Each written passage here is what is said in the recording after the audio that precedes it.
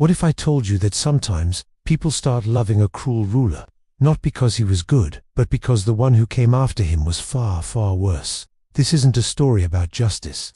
This is a story about comparison, and how suffering has a twisted way of rewriting our memories. There once lived a king whose name was spoken only with fear. He ruled his land with an iron fist, cold-hearted and completely unforgiving.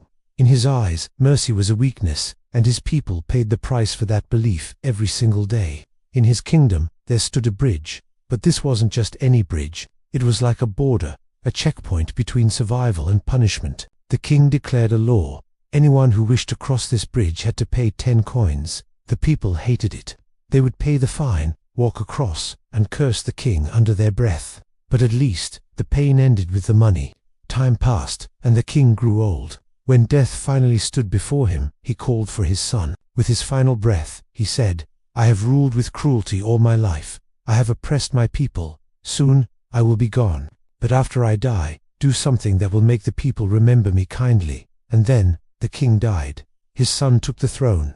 For a brief moment, hope returned to the land. The people whispered to each other, "Maybe he will be different. Maybe the suffering will finally end." But hope doesn't survive for long under tyranny. The new king kept the bridge law, and then he made it worse. A new order was announced across the land. From now on, anyone crossing the bridge would still have to pay 10 coins, but they would also receive 10 strikes with a shoe.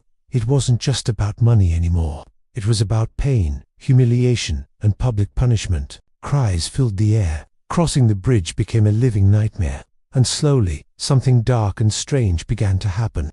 The people started saying, "At least the old king only took our money. At least his father didn't beat us. At least his father was better." The son had become so monstrously cruel that his father, once hated, was now remembered as merciful in comparison. The dead king got his final wish, not because he ever changed, and not because he repented for his sins, but simply because someone worse came along and replaced him.